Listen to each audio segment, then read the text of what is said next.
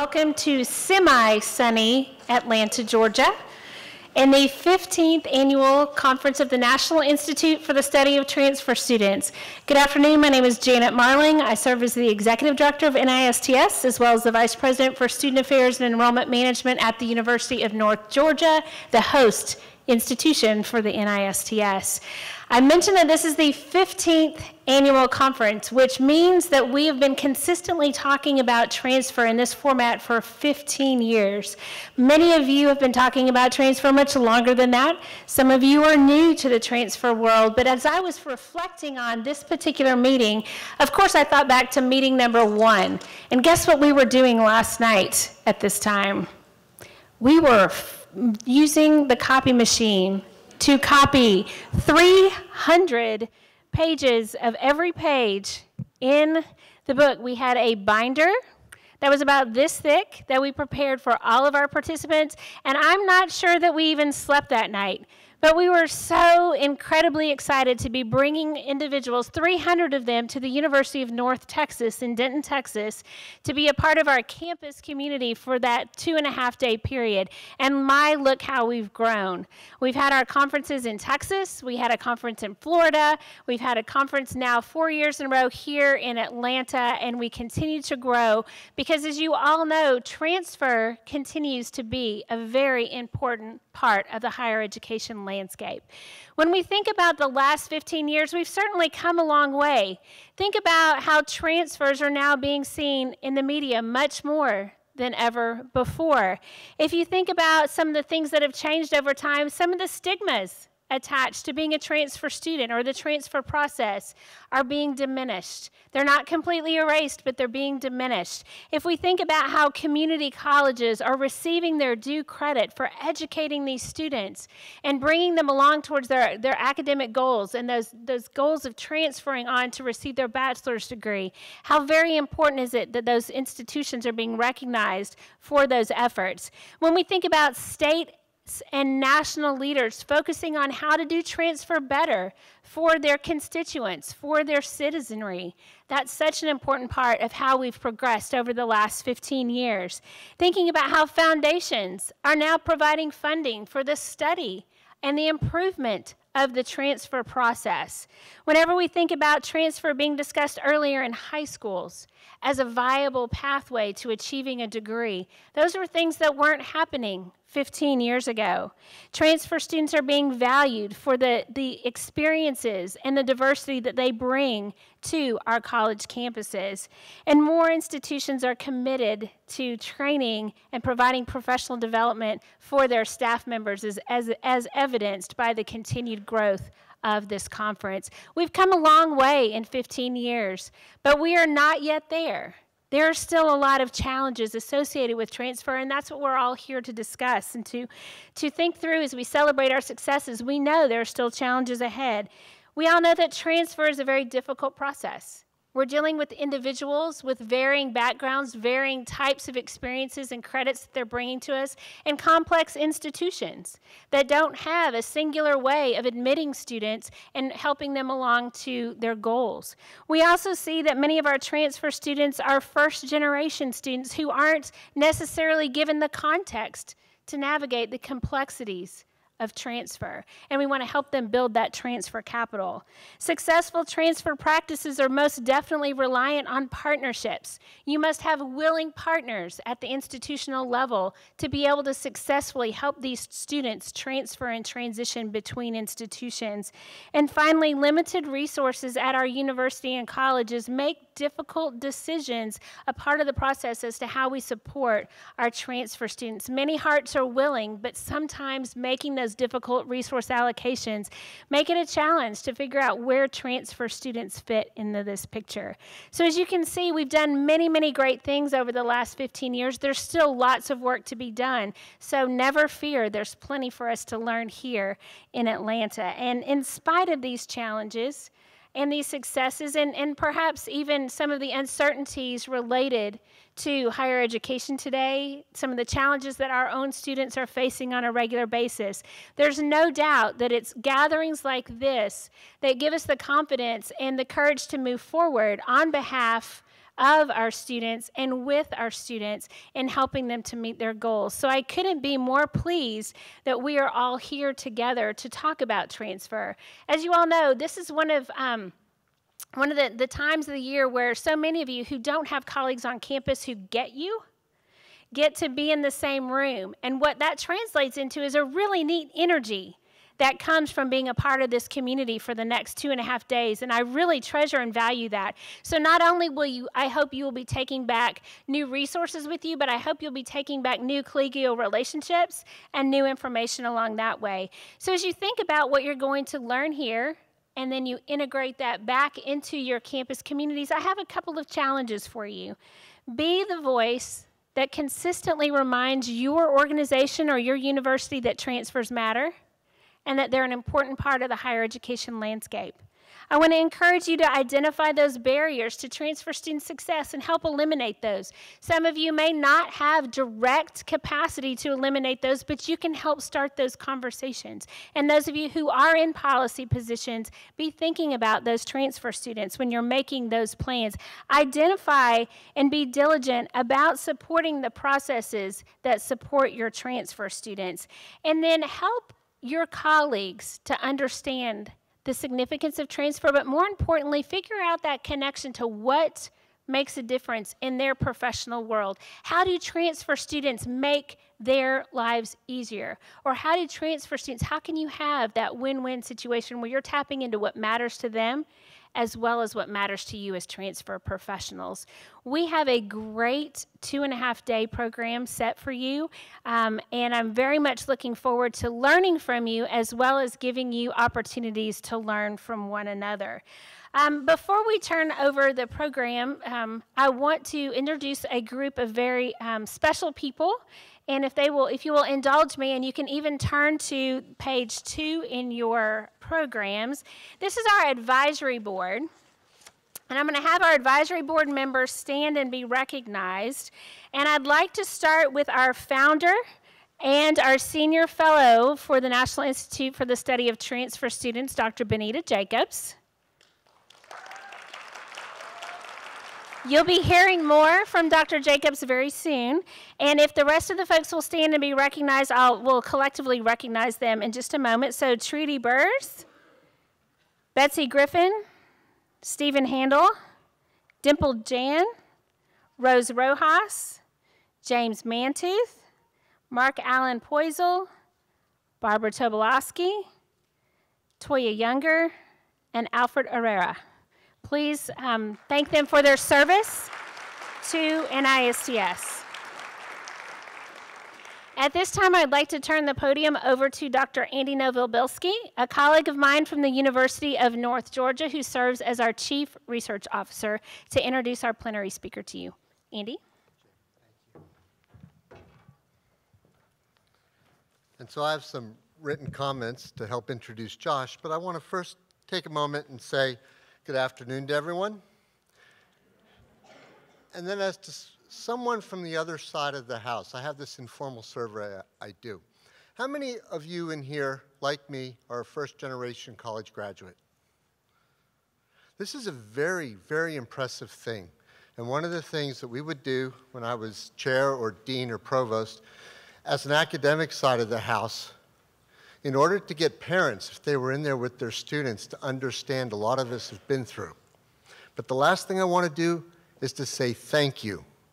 Because as someone that had a somewhat non-traditional way through his 4-year bachelor degree and had some transfer involved with it and never realized until years later there were people like you out there that made that possible, allow me to say thank you to you for all the students that probably won't, because there are students, but that you hear that from someone and know that what you do is not only appreciated but valued. So thank you.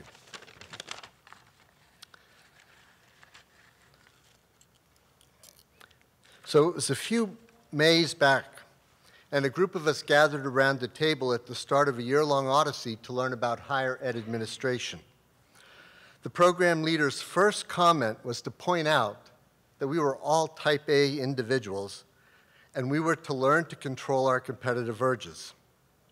I said to myself, not a problem. I'm going to be the first one to master that challenge. Well, I suspect everyone in that room was probably thinking the same thing. As the year progressed, I came to understand today's speaker didn't need that reminder. Josh was the one in the room always listening. He was connecting the dots and looking for ways to take those ideas mentioned into the real world to help our students. Students first. A lot of folks say it, many mean it. Josh lives it.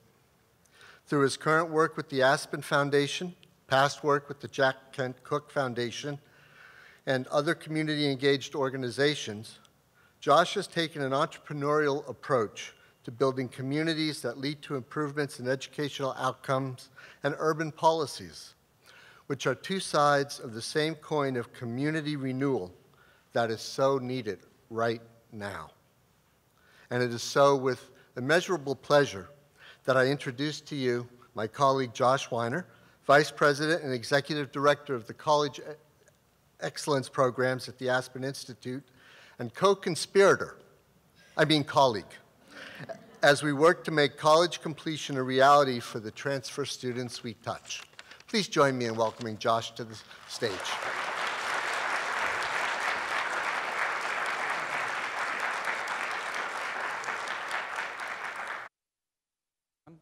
Can you hear me? Great. Well, it's great to be here. First, I want to thank so many people in the audience who have taught me about transfer. I've been following the work. Alfred Herrera is probably one of the first ones at UCLA, and Steve Handel, I had read a lot of his work, and more recent years I've had a chance to chat with him, and John Gardner, of course, in his first year experience, now translating that to the transfer experience. And really want to thank the folks, all of you, for coming here, and for the organizers of this. This is terrific. We need more conferences like this, more spaces like this, because transfer, as John Gardner reminds us, is the norm, right? I mean, we act as though students arrive at college and finish at that same college. What is that, a quarter of the students in our country? And for community college students, many who are seeking a bachelor's when they arrive, it's maybe more common than it should be. And so we need to talk about transfer, and we need to talk about something different than what we do at our institutions. Because we're not going to deliver what students need or society needs unless we start figuring out a way of knitting things together. The norm is transfer. It is not arriving and finishing at a single institution. So what I want to do today is to, how many people were here at the conference last year? Great. So these first slides I'm going to whip through because John Fink, my colleague, terrific colleague from the Community College Research Center, presented them last year. But I just want to lay the groundwork for everybody in case you haven't seen these data. And then I really want to talk about the why. You're going to learn how in a lot of the sessions. But I want to talk a little bit about why we can't focus within our institutions anymore if we're going to enable students to succeed. We've got to equally focus between institutions. And I will argue that it's not just educational institutions. So that's my goal for today. I have a session with John later at 5 o'clock in Salon I where we'll talk about the transfer playbook that was referenced here. But really, I want to take us to the why. So the vast majority of students who enroll in community college, up to 80%, we've seen different surveys, say they want a bachelor's degree. And by the way, I am dealing with the part of transfer that's the 2 to 4 year. There is transfer coming back from 4 to 2 year. There is this, what people call reverse transfer. I don't like the term very much, where we're looking to get students' credentials to come back. And I'm talking about this mobility from 2 to 4 year. So just to ground that. So the vast majority of students who enter community colleges say they want a bachelor's degree. We know that most never make it. We worked with the Community College Research Center, Davis Jenkins and John Fink, to look into students' success. We got the clearinghouse, National Student Clearinghouse data, and we look at a cohort of 1.7 million new students enrolling in community college each year. We tracked 720,000 of them. So we really tried to look for those students who in fact intended to transfer based on their enrollment patterns. And what we found is that only 100,000 had earned a bachelor's degree after 4 years, after 6 years of entering community college. So that's 14%. The College Board's data say 10%. They use a slightly different denominator. And I'll be referring back to that. So why is it that so few get there? Well, part of the problem is too few make the leap. Only 33% of students actually, in this cohort, make their way from the 2 to the 4 year. In the College Board data, it's only 24% if you use a bigger denominator. Somewhere between a quarter and a third of students who start at community college seems like ever get to a 4-year school. The other problem is that those who get there don't finish. We have in large enough number, 42%. So if you add those two things together, we end up with 80% who want a bachelor's degree and 14% get one. Maybe it's 10% if you use the College Board numbers. Anybody who thinks that's okay, raise your hand. Right? Is that okay? I don't know. So the real question is why that's happening. Why is it that we haven't been able to solve this problem? And I have a hypothesis, which is that our institutions aren't measuring success the right way. So the hypothesis is that, if we look at sort of World War II through the mid-2000s, our country was in a pretty big experiment that's pretty unique internationally to expand access to higher ed, right? I mean, we built huge numbers of community colleges, open access 4-year institutions, lots of new programs and courses, and we were really in this incredible era of access, and there were commentators on the lack of success of students, including John Gardner and others who are here. But frankly, we were, if we expand access, we're going to be fine. That was pretty much where our nation was heading. I think sometime around 2000, there started to be a movement. The voices that were talking about this started to be heard. There started to be a movement to think about where I would say, are now, which is we talk about completion. You heard about that earlier, right? If I say student success, the first word that jumps into people's minds when you do one of those, put the first word down, it's graduation or completion, right? Student success equals completion. If we can let them in and get them to graduation, everything's going to be fine. I guess the question I would have is, do these definitions of access plus completion, expanding access and increasing completion, align to what it is that students want? And so rather than telling you what I think, I thought maybe we could. I've been working for the past 4 years right out of high school, and it's getting harder and harder to find a decent job making decent money, so I thought that the best way to go about it was to go back to school.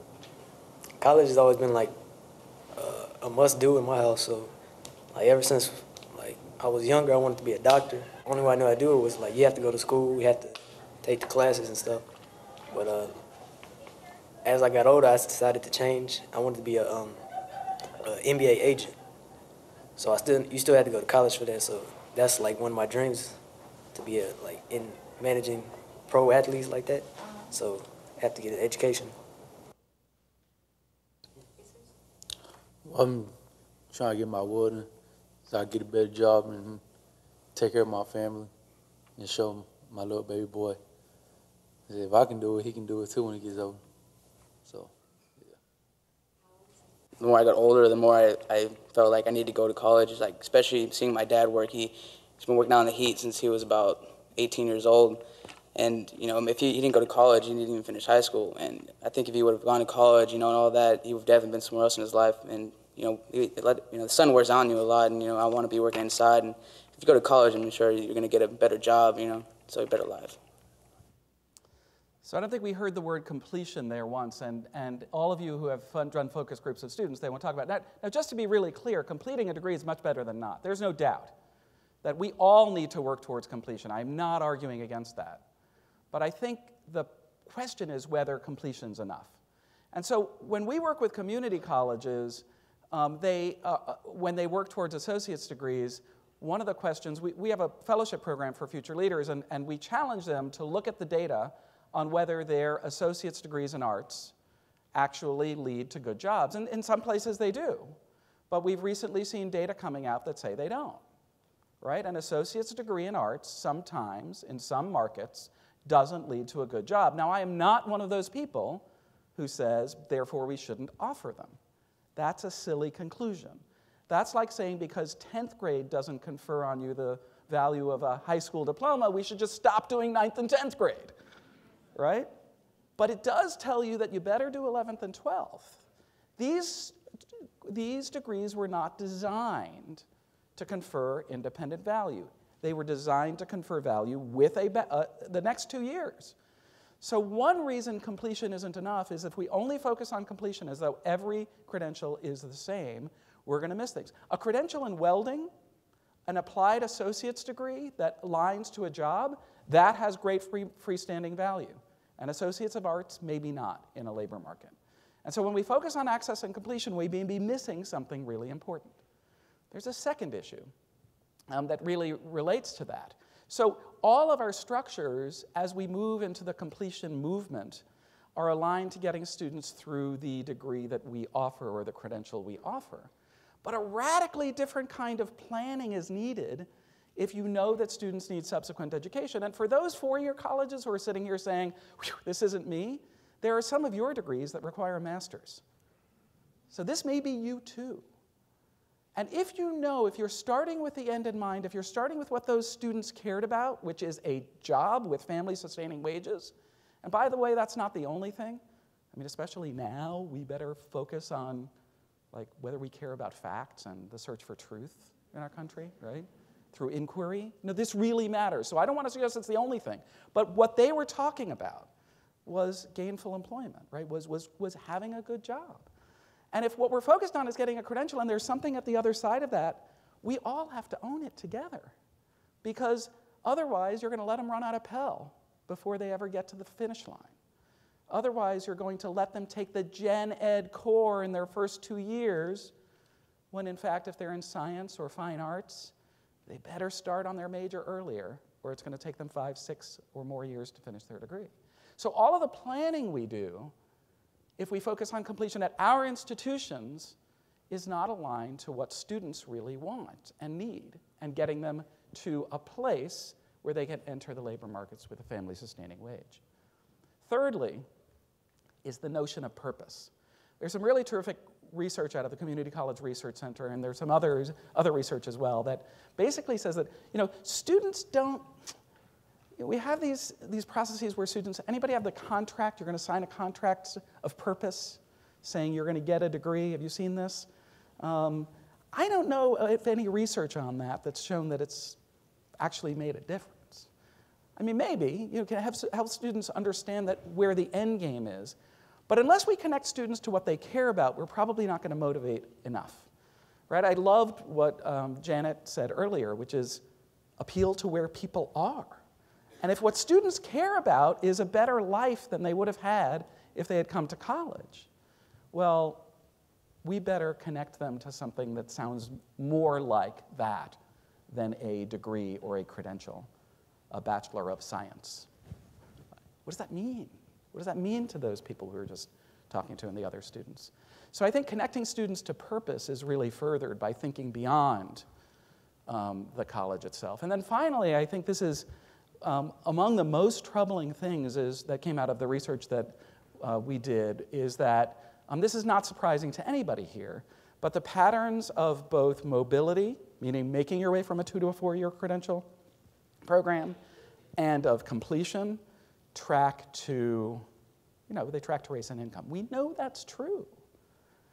And if we consider ourselves happy with one part of the education and we're not paying attention to the next part, or whether those parts add up to a job with family-sustaining wages, we may be doing a lot of work on completion that doesn't achieve the equity goals that we have. And whether you believe equity, as I do, is a moral imperative, that our society doesn't make any sense unless people really do succeed, and that talent is equally distributed, or whether you believe it is an economic imperative, because that's the fastest growing parts of our population are the ones who are succeeding at the lowest rates. I mean, we don't succeed as a country unless groups of students who have been underserved succeed more. Thinking about post-graduation success is hugely important to achieve that goal. Tony Carnevale's research a few months back on even within disciplines, who gets access to programs based on how remunerative they are is really chilling. So I think what's next? I think what's next is expanding access and increasing completion. Again, to be clear, we can't lose those goals, but ensuring post-college success. And what I would challenge you to do is think of transfer not as work between two institutions, but it's as work of two institutions working together to own where students ultimately want to be. So how do we get there? I think this is some really good news we have about transfer. So this is a little hard to see, but we've been running this thing called the Aspen Prize for Community College Excellence. We're now in our 4th cycle. In March, we'll be announcing the next winner. We do it every 2 years. It's a $1 million award for the best community college in the country. Actually, it's a $1 million pot. The winner gets most of that. But really, it's an excuse for elevating the sector to show what excellence can really look like. And we gather lots of data, including the clearinghouse data on transfer. And here are 2 former winners of the prize. So the comparative numbers nationally, as I mentioned earlier, are 24%. That's the comparative number here, make their way from a 2 to a 4-year school, and 42% of them complete. At Santa Fe College in Gainesville, Florida, it's 41% and 63%. You can do the math. They are 60, 70% higher in terms of ultimately the number of students who enter Santa Fe who ultimately get a degree. Similarly, Santa Barbara City College, 55% mobility, 54% completion. Now you might say, well, Gainesville and Santa Barbara, and these are, one is an emerging HSI, the other's an HSI. And if you look at Santa Barbara particularly, the students who are making it, the data, they track the data, really are incredibly diverse. If you look at a place like Valencia, the students they're sending to the University of Central Florida, another high performer and winner of the prize, are twice as diverse as native students. So I think we know this can be done, right? We know that colleges can achieve better than national average outcomes. And when we did our research with John, and this is what he'll be talking about, and I'll join him at the 5 o'clock session, is we went out to 6 pairs of institutions that had really strong transfer outcomes. Went and did, we looked at all of the data, and then we did full-day site visits to the 2 and the 4-year colleges with a research protocol, and this is what we came up with that matters. And so I'm just going to say a word about each of these things very briefly, because I only have a limited amount of time here, and I know you all are hungry for practice, right? I mean, you've gotten all excited, now we got to do better. And part of the knitting together so students get what they want is making sure that this program of what we call 2+2 works. By the way, how was it CCRC recently? How many of the people who get bachelor's degrees who went to community college and went to 4-year schools do you think did 2+2? What percentage of that universe, right? So all the people who went from community college to 4-year, right? What percentage actually did 2+2? Anybody want to guess?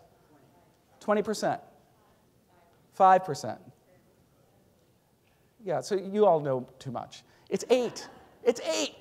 When we say 2+2 is transfer, just throw that out of your lexicon. I mean, we know what it means.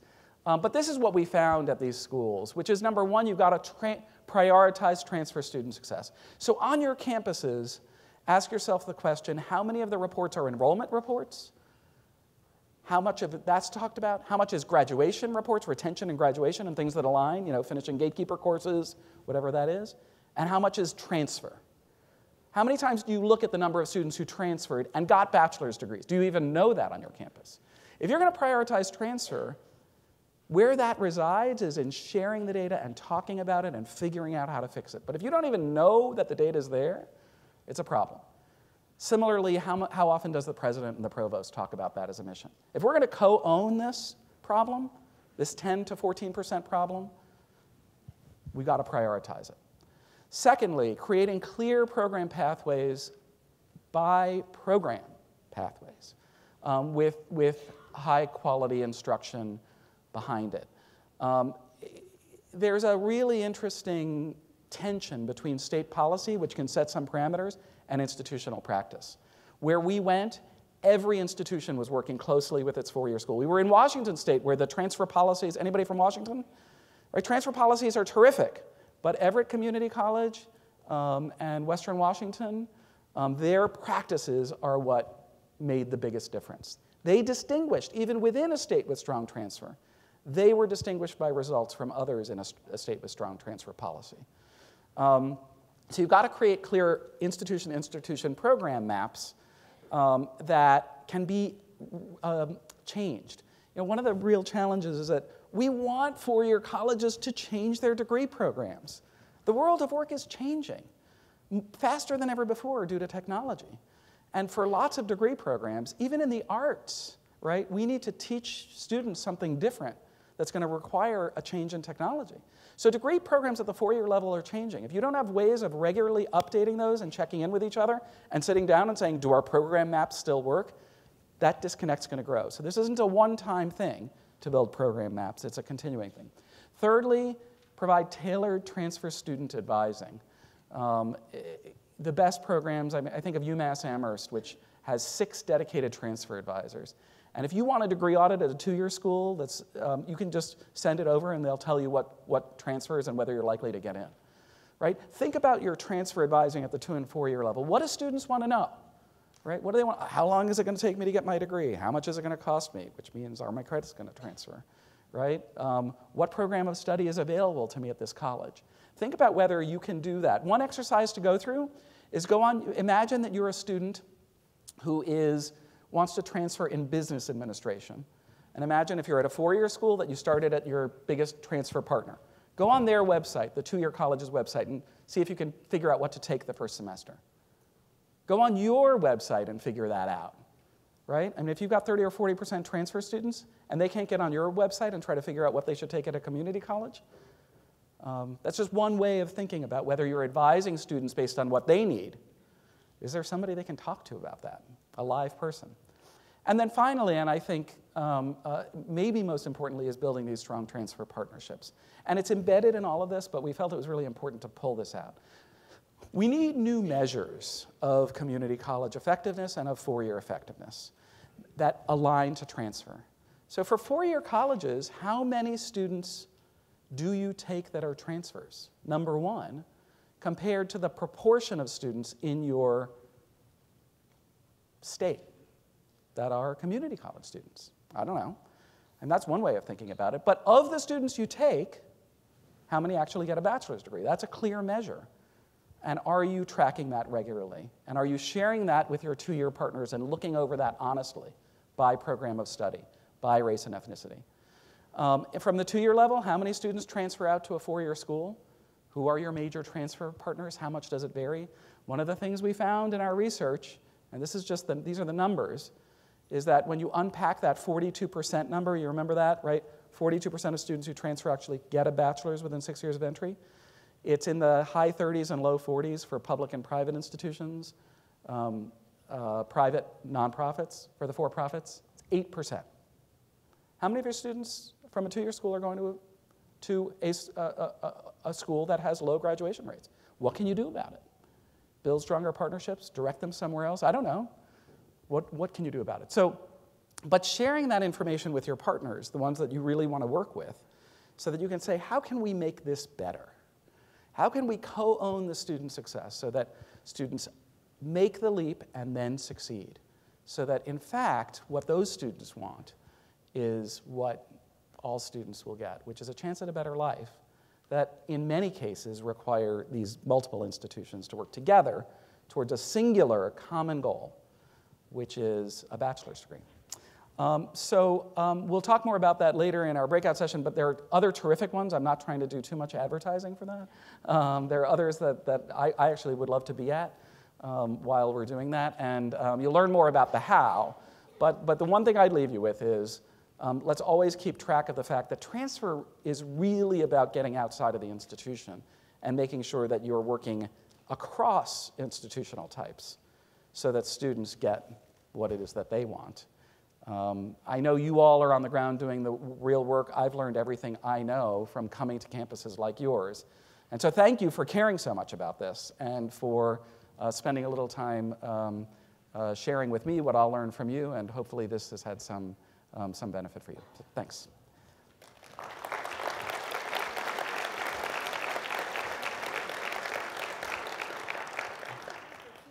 Sure.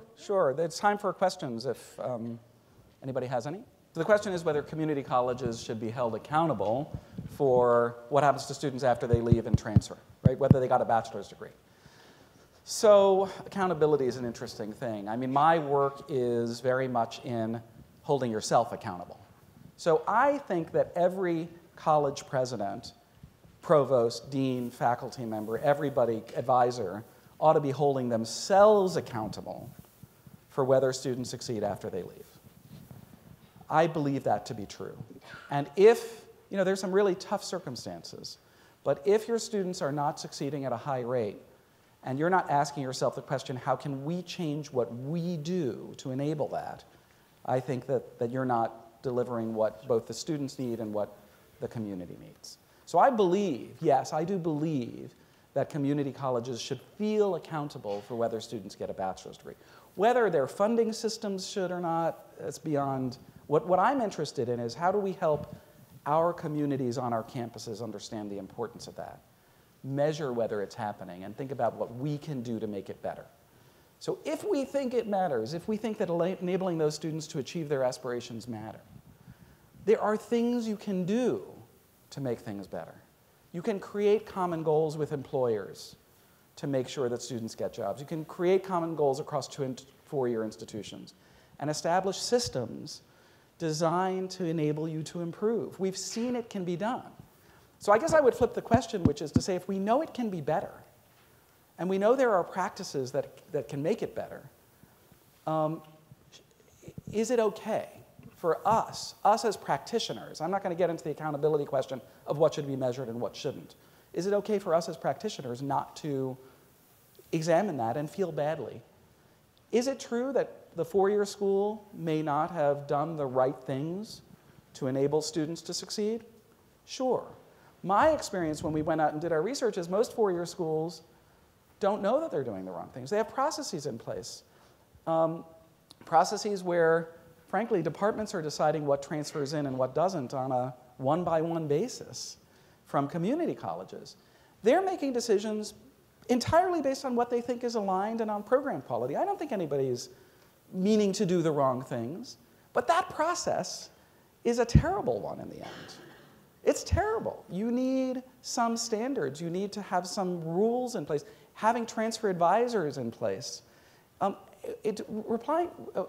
Enabling people in the department who may not have any idea of what the quality of the course actually is at the community college or any relationship, or a way of conveying that information back to the community college about why we didn't take the course, to just willy-nilly not take the course, it doesn't make any sense. So I guess the point of holding oneself accountable and an institution creating the systems where people feel supported to do the work better and hold themselves accountable is to know you can do better and to know that part of your job is not, that your job is not done the minute the student leaves the institution. We've got to get to that point.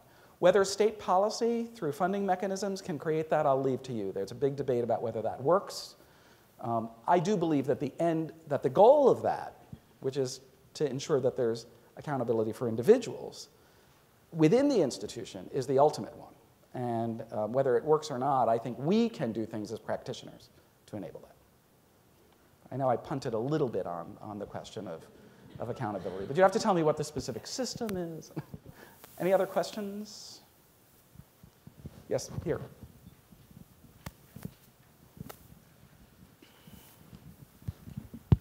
So research shows that students that are enrolled full-time are more successful than students that attend part-time. Is there anything that can be done? Obviously, transfer students are really unique in their demographics and that they have families and a lot of other life obligations. Is there anything you've seen in the research that can make it realistic to encourage full-time enrollment for this population?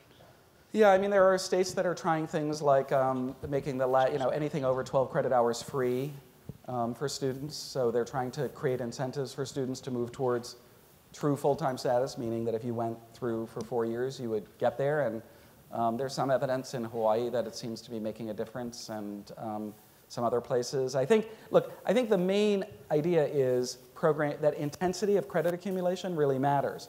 There was some really interesting research that also came out of CCRC, which showed that if you match students who are 2- and 4-year students that are similarly situated, those that start at community colleges accumulate far fewer credits than those who start at four-year schools. And that may explain part of the difference in graduation rates between 2- and 4-year schools. They were matched, they really tried to control for student characteristics, which is unusual in the research. So there's, intensity seems to matter. What I would say, intensity plus the map, right? We've got to make sure that they're taking the right courses along the way.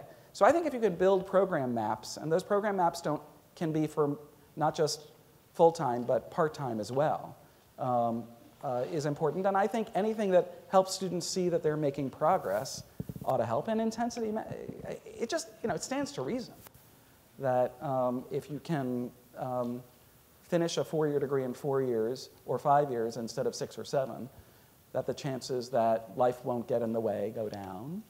The chances that you're going to be able to afford to stay in school. Because remember, you're losing revenue from not working a job. It just stands to reason. So I think the notion of increasing intensity is important. The notion that everybody ought to be full-time at 15 credits, I think, just ignores the realities for a lot of our students. But I absolutely believe that increasing intensity ought to help. And it stands to reason, and what I'm seeing in some states that have done this, it seems to help. It seems to be correlated.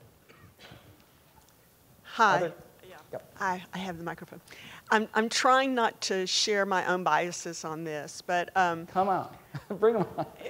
It sounded like completion is also about getting a job. It's not just about graduating college, it's about getting a job. What happens to the other goals of college that are about soft skills and not just training for a job to be an MBA agent, but to prepare them for future careers, because we know people change careers so many times throughout their life? Hugely important. I mean, so I would say a couple of things about it. You notice I didn't say the best salary you can get. I talk about jobs with family-sustaining wages. We can put your own definition on it, right? So, and does it mean that every student who comes and completes a degree will get a job like that? Maybe not. I mean, there are students who will make choices to pursue the arts and not succeed and have to come back to school and do other things, and we can't say, you can't do it. That's not what I'm saying. So I think that any measure you use shouldn't look at average salary only. It absolutely should look at some floor salary, how many are getting across that. And it shouldn't just look 1 year after graduation, it should look longer. So I think that's part of your question, which is there's a longer term horizon and there's a nuance. Do we prefer stockbrokers over teachers? No, right? We can use more of the latter and maybe less. Anyway, so that's one thing I would say.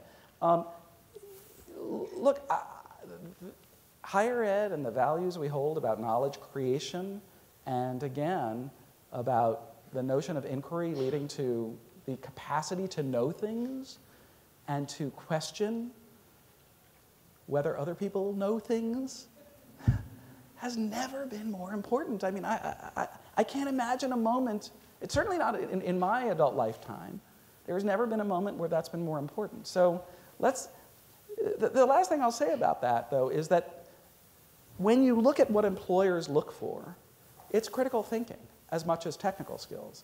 It's the ability to communicate and work in teams.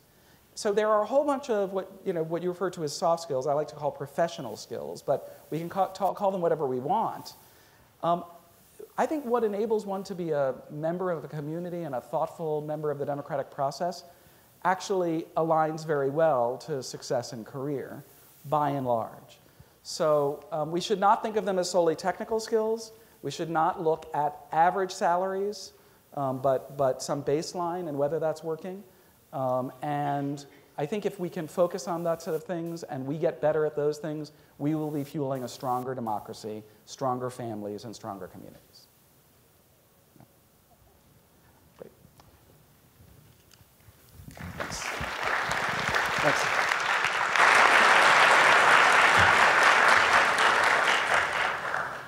Thank you, Josh. You've certainly given us a lot to think about as we're springboarding into the rest of our conference.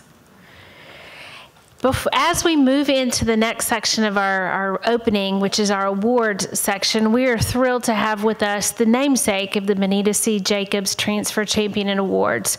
As you know, and you met her briefly a few minutes ago, as the founder of NISTS back in 2002, she had a vision for helping others to understand transfer when we didn't know collectively a lot about the subject. In 2003, we hosted our first conference and spent nearly about another 8 years really exploring from a research perspective and a practice perspective about transfer.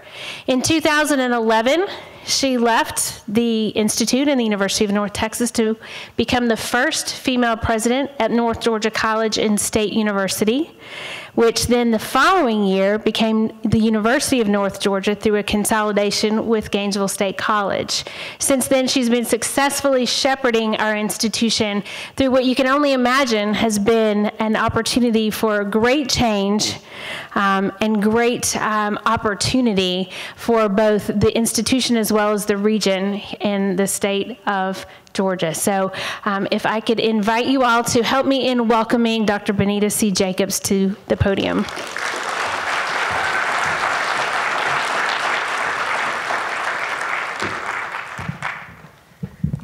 Greetings. It's good to see so many of you here as we start on our journey talking about transfer. Wow, when you think about 15 years and what a difference that can make, and I know that some of you were still in high school back 15 years ago. So I want to talk just a little bit. You know, when we have anniversaries, it's a great time for us to stop and reflect and think about from whence we have come. So let me tell you how the Transfer Institute all started. And I had gone to University of North Texas, which is a campus in the Dallas-Fort Worth area, 37,000 students, so it's a big campus. And I was vice president for student development, and enrollment management was part of my portfolio. And at North Texas, we had 22 community colleges within 50 miles, big ones. The Dallas County Community Colleges, Tarrant County, which is Fort Worth, Collin County, which is the Plano area. And not only that, in Texas, they paid us more for upper level students than the beginning students. So you talk about bread and butter and the importance of these students. So I did what we all say we do, and that's to start studying. I'm going, well, who are these students? I don't know how to accommodate these students. So I went to the literature. And in 2000, there was no literature to speak of about transfer. They were a forgotten student. So I said, well, I'll just go to a conference. People are bound to be talking about transfers. And there wasn't a conference. I couldn't find anything. So we decided to do our own conference and hosted the first one 15 years ago. We used a database. We sent out invitations through the NASPA list. And we had representatives from 39 states and Canada with limited introduction. That has to tell you that this was an important narrative that we needed to have as we went forward. So we grew, and we had more people coming every year, and we were getting questions coming from national media. At the first conference, I said, you know, we need to be in the literature, and we need to write a book. So the book came out a year later, and it was The College Transfer Student in America, The Forgotten Student. And we published it through ACRO, and the book was, for a long time, it was one of ACRO's best sellers because there wasn't much else competing with it. And I was telling the board yesterday that my daughter was buying a book, and she said, Mom, that book it's worth now over $200. And I started counting how many were still on my shelf.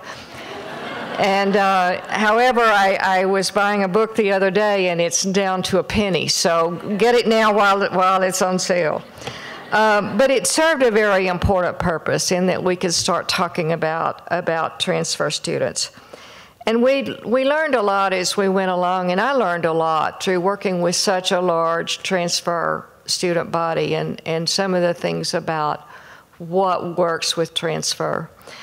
And one of the things we have to remember is that the transfer student is coming in under very different circumstances than your beginning freshman. There is no time in a student's life like that transition between high school and college. And you can think about the senior trips, and you can think how everybody gives them a high school senior graduation gift, and all of the things they do, the counselors who help them to make sure they fill out the FAFSA forms. And then we look at transfers, and they're often now more so recruited, but in a very different way. And there was a wonderful dissertation study that came out of UNCG a few years back. And they did a study of a group of students who were about to transfer. And they asked them, what are you worried about? What are you looking forward to? And then they talked with them their first semester of their transfer, and then the first semester after they transferred. Before they transferred, the big concern was, will I fit in? It sometimes seems like a big, scary place. You navigate and you're no longer 18 years old and you feel like you're going to stick out. So that was very important that that we address that. And then their semester while they're there, they said, I wish we had one place to go. So we're always trying to find out, and we have different kinds of issues in financial aid. And then afterward, the big lesson was, I wish that these schools were talking to each other so they could help us to navigate a little bit easier. And you know, the other thing about transfers that I learned early on, I had come from a school in North Carolina, and we had a smaller group of transfer students, but I suddenly became in charge of new student orientation. So I got together all of my advisory board, and we'd get the evaluations in, and every year we would change our freshman orientation, you know, 2% based on the evaluations.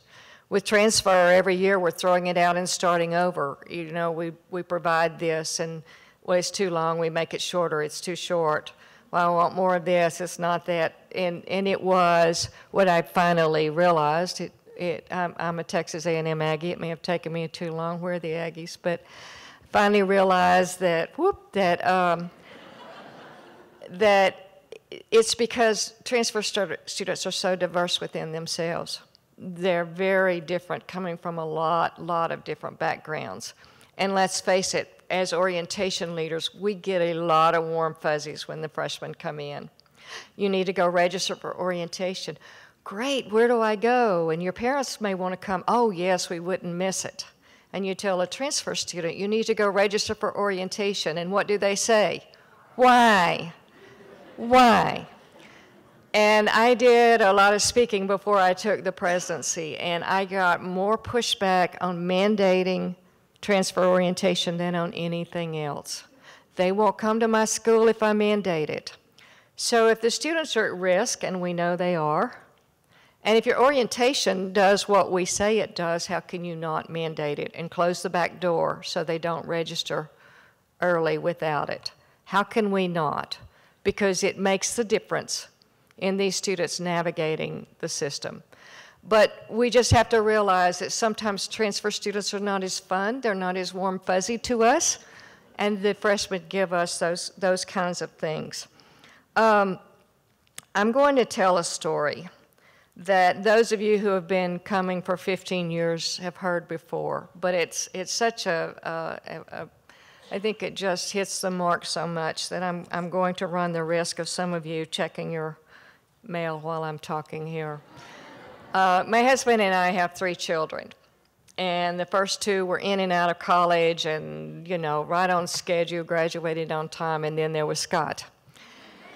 And Scott was early admit to Oklahoma, good student, and decided he wanted to go back to North Carolina and go to school with his buddies, and then decided that he grew up on a college campus, so he really didn't need to go to class. Didn't work too well.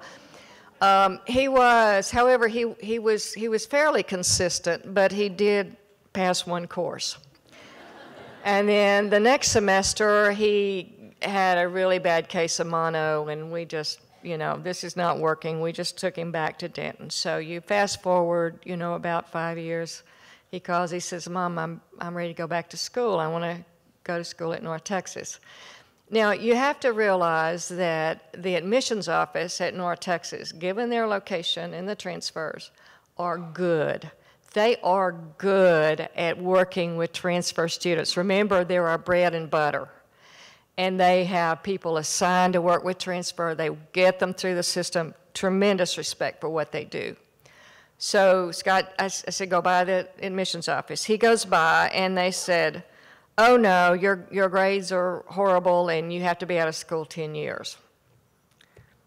So admissions is on my direct dial, right? So I call and I say, what is this? We've got a student with a 1,300 SAT score in one bad semester, and we don't transfer them. Oh, no, that's not right. We have a new person in training, and we just didn't get it right. Okay. So we send him back by, and we're still experimenting with online registration and all of this. So he signs up, and he gets the one says you've got to write an essay, the other one says no, don't send us an essay, and we go back and forth on all of that. Now I'm getting antsy because remember, I believe they must go to orientation, and of course he did it last minute. Do transfers do it last minute? Yes. So we're working against the clock, and Scott called and he said, Mom, the admissions office called and they say, I need a transcript from the community college in North Carolina. I said, you didn't go to the community college. He said, well, I went for one day, I just never did. He finished his last semester going back with his buddies, last semester of high school. So he said, I told them I don't have it. And they said, National Clearinghouse says you went to school there. And I said, so let me take this. So I'm calling and trying to beg with them to send a transcript. This is back in the day. Everything's paper. Send a transcript so we can get him registered. And we finally get it in just in time. And we get it, and it's a blank. I call, I said, we need the transcript. They said, he didn't go to school here. Well, National Clearinghouse says he did. Send me a blank transcript. So we finally get him registered, and he's getting ready to go to orientation. And he said, Mom, will you go to orientation with me? Oh, yes, I will. So we go up to the orientation desk, and he starts to register, and they say, well, you need to show that you are exempt from what was then the tax test in Texas, which was then the readiness test. And, okay, how do I do that? And they said, well, you need to go across campus. Big campus, remember. No student would know where that was. Go across campus and get an exemption. So why they didn't know, I'm not sure, but they didn't. So I can show him where the place is, and we go, and they pull up his SAT score. You have a 1,000 SAT score, you're exempt. So they pull it up, they check it off, we send him across campus. Now, what's the point of this whole story? That first-generation student who got the first no doesn't come back. My son had a mom who could walk him through the process. Now, we're better at all this than we used to be, and hopefully we don't have as many trapdoors along the way, but there are still some. And it's a scary place for a lot of these students. So we have to think about that, and we have to think about how we're going to accommodate those students. And when I hear someone say, well, we're transfer students are embarrassed to be transfers, that tells me there's a climate issue on your campus. You need to study the climate.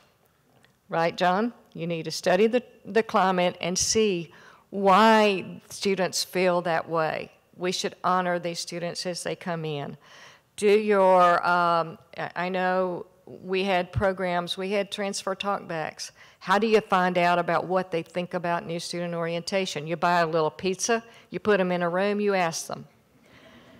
And then how do you make sure that they have mentors when they have all kinds of divergent schedules? You give them transfer ambassadors online, transams, and they check in with them. And how do you help them to have that place to go. You put a corner in your dean's office that's a transfer center, and that's where they go to find out everything. So we know how to do this, but, you know, transfers are just, there's so much we've learned along the way. And I will tell you, if you get a chance to interact with any of this advisory board, these people know their stuff. So try to corner them. I'm sorry, guys, I've just set you all up, but ask them questions and learn about how there are so many myths about transfers of things that are not accurate. Transfer students won't live in university housing. Well, we opened 2 new residence halls one year and then had housing at the end of the summer. Announced we had housing. And when I left, I think we had 5 transfer wings, students who chose to live together as transfers. So there are a lot of things that we need to really know who these students are, and we need to honor them and work with them. But so this is a little bit of our journey of where we've been with transfer, and I marvel every year when I've been able to come to the conference and to see the new ideas and the new ways you all are doing things. And my point in all of this, the bottom line is we've come a really long way in 15 years. We've come a really long way, and I applaud you for your creativity, your ideas, and your interest in making sure we accommodate students and we understand that transfer is a swirling, whirling world, and students are transferring back and forth and around the corner again. And they are our future, and I applaud you. Thank you.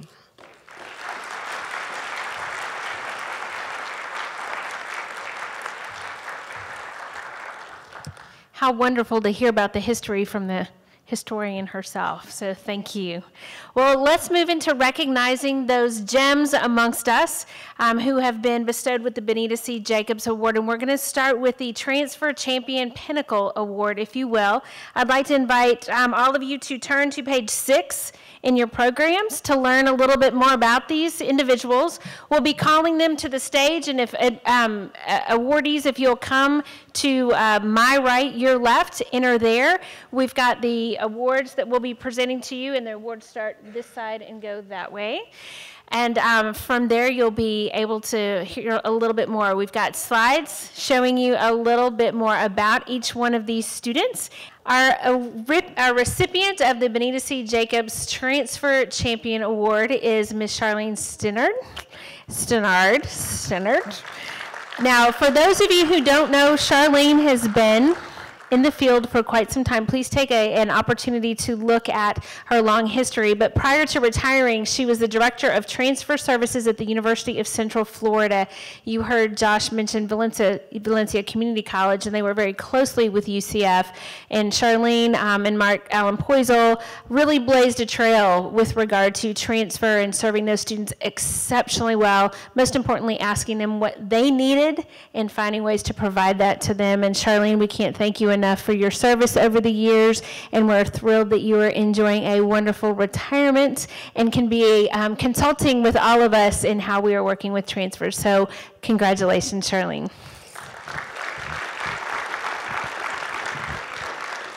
We have 2 additional categories here because we have found that over time we've needed to recognize folks at differing levels of their service in the field of transfer. So our folks who are in the mid-year, if you will, of their careers, we have 3 folks that we're recognizing today. The first one I'd like to invite to the stage is Cathy Thurman. So Cathy Thurman, please come forward, and if you'll work that way. Cathy is currently the Transfer Project Coordinator at one of the largest community college districts in the nation, Maricopa Community College in Tempe, Arizona. And we have had the opportunity of enjoying learning from you over the years at the conference, and we want to congratulate you on your award. Thank you, Cathy. I'd like to invite Maria Campanella to the stage, please. Maria is the Director of Student Services for the Health Sciences Office at Stony Brook University, which is part of the State University System of New York. And we are grateful to have you in your service, and congratulations to you. Thank you, Maria. Artist Gordon is no stranger to the NISTS stage either. As the director of the Transfer Center at Virginia Commonwealth University in Richmond, Virginia, we have learned a lot from you over the years and are pleased to be presenting you with this award. Congratulations, artists. Our rising stars are professionals who've been in the field of less than 5 years, kind of coming into their own, whether, and again, this is the transfer field, not higher education overall. So Carmen Robinson, if you can join us on stage, please, is the Assistant Dean for Student Services for the College of Arts, Letters, and Sciences at the University of Arkansas at Little Rock. Many accomplishments have followed her, and we'd like to congratulate you, Carmen, on the work that you're doing with and beyond and on the behalf, of transfer students. Congratulations. Rajan Shore, please come to the stage. Rajan is the Transfer Programs Coordinator at Blue Ridge Community College in Wayers Cave, Virginia. She has brought with her her supervisor, who she says about that she could not be doing the work that she does without the continual support, resources, etc., and that couldn't be any further from the truth that all of us who are winning these awards are most definitely supported by those around us. So congratulations on your award, and we're glad that you're here. So that is your class of 2017 award winners for the Benita C. Jacobs Transfer Champion Award. Congratulations to all. Well, again, we are welcoming you to this exciting conference. I think we're off to a great start. You have about a few-minute break, and our first breakout session will start at 3:30. Again, all conference activities are located on this level of the hotel, level C. We'll be looking forward to seeing you all together again in this room tomorrow morning. Have a great afternoon and evening.